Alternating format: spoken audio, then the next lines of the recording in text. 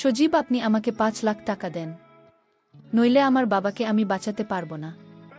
সজীব বল, তুমি তো কাজের মেয়ে, আমার বাসায় কাজ করে এই টাকা তুমি পরিশোধ করতে অনেক সময় লেগে যাবে, তাই আমি এত টাকা তোমাকে ধার দিতে পারবো না। বরং তুমি যদি আমার একটি কথা রাখ তাহলে আমি তোমাকে টাকা দিতে পারি। তখন কাজের মেয়েটি বলল, কি কথা বলুন, আমি আপনার সব কথা রাখব, কিন্তু আমার বাবাকে আগে বাঁচাতে হবে। তারপর সজীব তার বাবার কাছ থেকে 5 লাখ টাকা নিয়ে কাজের মেয়ের হাতে তুলে দিল। কাজের মেয়েটি টাকা পেয়ে অনেক খুশি হয়েছিল, কিন্তু সেই টাকা যে তার জীবনকে তছনছ করে দেবে সেটা তো কাজের মেয়ে জানত না। সেই টাকার জন্য সজীব কাজের মেয়ের সাথে জোর করে। এবার মূল গল্পটি বলি। সুভাষচন্দ্র দাস যখন মধ্যরাত্রে ওঠেন তখন পানি নিতে নিজের ঘর থেকে বের হন। ড্রয়িং রুমে এসে পানি পান করেন এবং ফিরে যাওয়ার জন্য প্রস্তুত হন। তিনি দেখতে পান যে তার ছেলের ঘরের লাইট এখনও চলছে। তিনি ঘড়িতে তাকান এবং তখন রাত 1টা বাজে। তার মনে হয় যে তার ছেলে পড়াশোনা করছে। তার ছেলে কতই না লেখাপড়া করে, এবং তার পা অজ্ঞানতার ছেলের ঘরের দিকে অগ্রসর হয়। কিন্তু আগে যেই তিনি দরজা খুলতে যান, তখন তিনি কিছু অদ্ভুত শব্দ শোনেন এবং তারপর থেমে যায়। কিছুক্ষণ চিন্তা করার পর তিনি দেখেন দরজাটি খোলা ছিল এবং সেখানে কোনো লোক ছিল না। যখন তিনি ধীরে ধীরে দরজা খুলে ভেতরে উকি মারেন, তখন তার চোখ বিস্ময়ে বিস্ফারিত হয়ে যায়, কারণ তার ছেলে এই সময় স্কুলের পড়া পড়ছে না, সে অন্য কিছু করছে। তিনি দেখেন যে তার ছেলে সজীব তার ঘরের কাজের মেয়ের সাথে গল্প করছে, একটি বিছানায় শুয়ে। সুভাষচন্দ্র দাস যখন এটি নিজের চোখে দেখেন, তখন তার চোখ রাগে লাল হয়ে যায়। তিনি অবিরত দেখছিলেন এবং ভাবছিলেন যে তিনি স্বপ্নেও ভাবতে পারেন না যে তার ছেলে এমন কিছু করতে পারে। তিনি জানেন না যে তার পিছনে তাদের বাড়িতে কবে থেকে চলছে, কিন্তু কিছুক্ষণ আগেই তার চোখ যা এখন রাগে লাল ছিল, ধীরে ধীরে তার মুখের অভিব্যক্তি পরিবর্তন হতে শুরু করে, এবং এখনকার চোখে রাগের পরিবর্তে এটি তখন ঘটে যখন তার নজর তার কাজের মেয়ের দিকে পড়ে, এবং তিনি ভাবতে শুরু করেন, আরে আমি কখনো ভাবিনি যে কাজের মেয়ে এত সুন্দর হবে।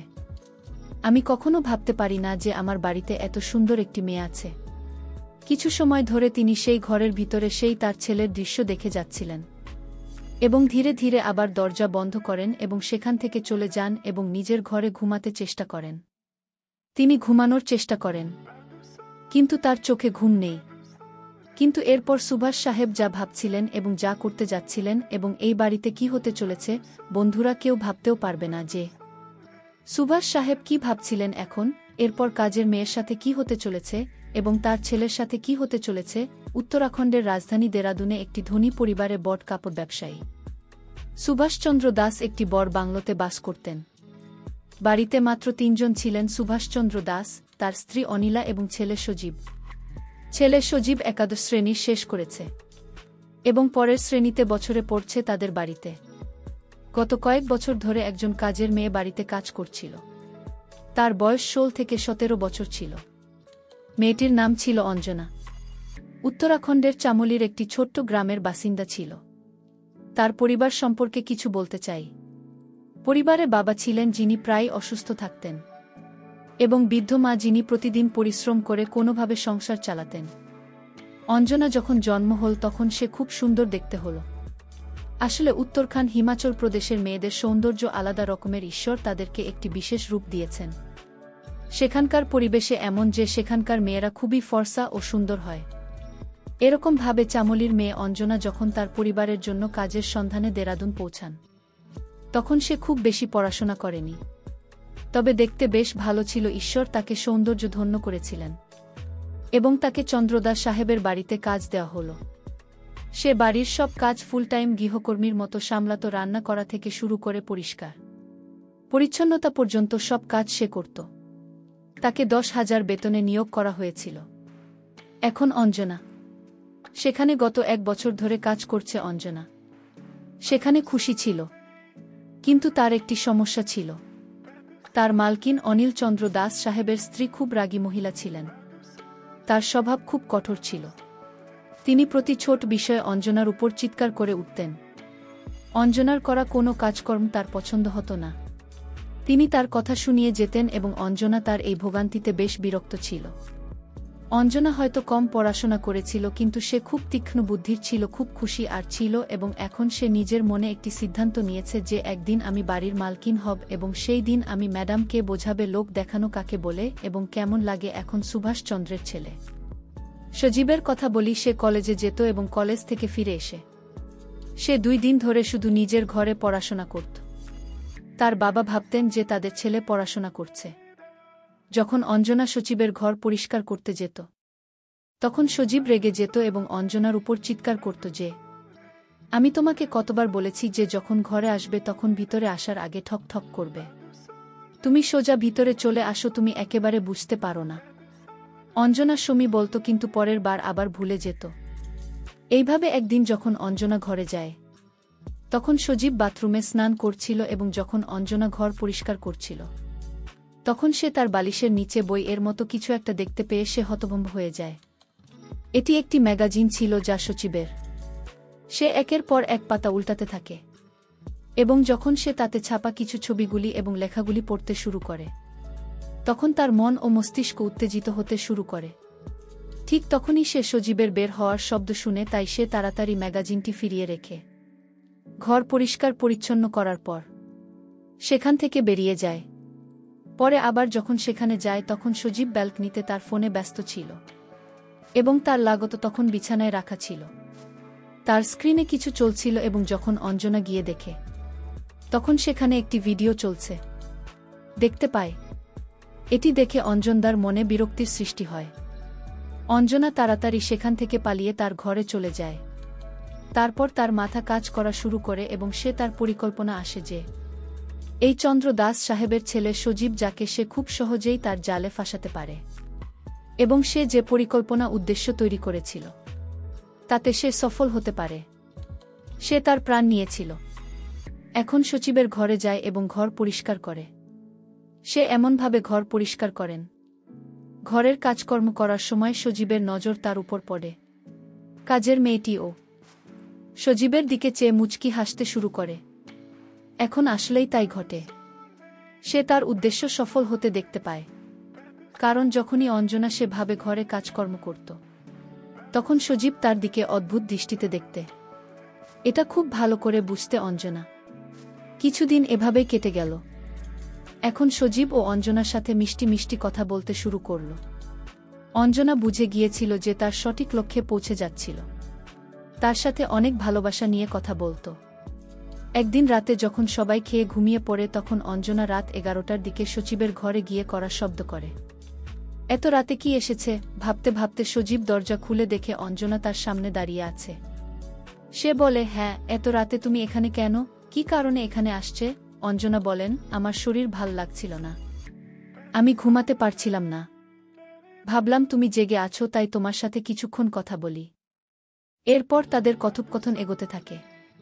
তখন অন্ধকার রাত বন্ধ ঘরে দুইজন গল্প করতে শুরু করে, যদিও তাদের মনে আগে থেকে কিছু না কিছু চলতে থাকে। অঞ্জনা তখন বুঝতে পেরেছিল যে সজীব তার প্রেমে পড়ে গেছে। বন্ধুরা প্রতিদিন রাতে অঞ্জনা সজীবের ঘরে চলে যেত এবং তারপর সজীব অঞ্জনার সাথে। এই ঘটনা প্রায় 1.5 থেকে 2 মাস ধরে চলতে থাকে।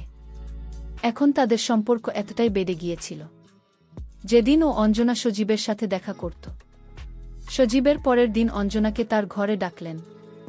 সজীব অঞ্জনাকে জিজ্ঞেস করলেন, তোমাকে আমি একটা কথা বলতে চাই, তুমি আমার এই কথা কারো কাছে কোনোদিন বলবে না। অঞ্জনা বলল, ঠিক আছে সজীব, আপনি বলুন। আপনার কথা আমার কাছে গোপন থাকবে, কোনো দিন কেউ কিছু জানতে পারবে না।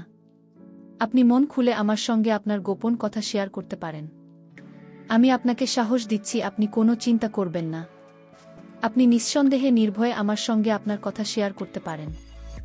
সজীব তখন বল, অঞ্জনা, আমি তোমাকে যত টাকা লাগে আমি দিব, তোমার যত টাকার প্রয়োজন হয় তুমি শুধু একবার আমাকে বলবে যে সজীব, আমার টাকার প্রয়োজন, আমি তোমাকে টাকা দেব, কিন্তু তার বিনিময়ে আমি তোমার কাছে একটা অভিনয় চাই। অঞ্জনা তখন বলল, সজীব, আপনি বলুন কি কিসের অভিনয়? কাজের মেয়েটি তখন বলল, সঞ্জীব, আমি আপনার সাথে সকল নাটক অভিনয় করতে পারব, কিন্তু আমার বাবা খুব অসুস্থ, তাই আমার অনেক টাকার দরকার। যদি আপনি আমাকে টাকা দেন তাহলে আপনার যে কোনো কথা আমি রাখব। শুধু অভিনয় তো? আমি কি পারবো অভিনয় করতে? আমি তো কখনো নাটক করিনি বা অভিনয় করিনি। তাহলে কি আমি সেই অভিনয় করতে পারবো? আপনার যদি মনে হয় আমি অভিনয় করতে পারবো, তাহলে তুমি আমাকে কিছু টাকা দিতে পারো। আর সেই টাকার বিনিময়ে তুমি যেখানে আমাকে নিয়ে যাবে, সেখানে আমি তোমার সাথে যাব। সজীব তখন কাজের মেয়েটিকে 50,000 টাকা দিয়ে বলল, আপাতত এই টাকাটা রাখ।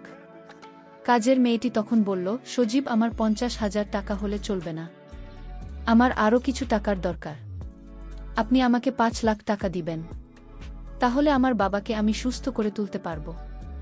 যদি আপনি আমাকে 5 লাখ টাকা দেন, তাহলে আপনি আমাকে যে অভিনয় বা নাটক বলবেন, আমি আপনার সাথে অভিনয় বা নাটক করতে রাজি আছি। সজীব তখন একটু চিন্তায় পড়ে গেল যে এত টাকা আমার হাতে তো নেই, কিন্তু আমার মামার কাছে আছে। তখন সজীব মেয়েটিকে সান্ত্বনা দিয়ে বললাম, ঠিক আছে, তুমি চিন্তা করো না, আমি তোমার জন্য 5 লাখ টাকার ব্যবস্থা করছি, কিন্তু তুমি আমার সমস্ত কথা রাখতে হবে। সজীব তার বাবাকে বলল, বাবা, আমার 5 লাখ টাকার দরকার। তার বাবা তাকে প্রশ্ন করে, এত টাকা তোর কেন প্রয়োজন? সজীব বলল, বাবা, আমি বলতে পারবো না, আমি এটুকু জানি, তুমি আমায় 5 লাখ টাকা দাও। এত টাকা দিয়ে তুই কি করবি? আমি না জেনে আমি তোকে টাকা দিতে পারবো না। টাকাটা আমার ভীষণ প্রয়োজন, প্লিজ বাবা, টাকাটা দাও। সজীবের বাবা তাকে 5 লাখ টাকা দিয়ে দিল এবং সজীবের পিছু নিল। সজীবের বাবা ভাবল যে আমার ছেলে এই টাকাগুলো নিয়ে কি করে তা আমার জানতে হবে। তারপর টাকাটা নিয়ে যখন কাজের মেয়ের হাতে তুলে দিল, তখন সজীবের বাবা বিশ্ব দেখল। পরের দিন সজীবকে তার বাবা ডেকে নীল বলল, তুমি কাজের মেয়েকে টাকা দিয়েছ কেন? সজীব কোনো কিছু না বলে ঘর থেকে বের হয়ে গেল। কাজের মেয়েকে গিয়ে বলল, তোমাকে তো আমি টাকা দিয়েছি, এখন তুমি আমার সাথে চলো। বন্ধুরা, ব্যস্ততার কারণে আজকের গল্পটি শেষ করতে পারলাম না। গল্পের পরবর্তী পার্ট আগামীকাল আপলোড দেওয়া হবে। সেই পর্যন্ত সবাই ভালো থাকবেন, সুস্থ থাকবেন। ধন্যবাদ। 1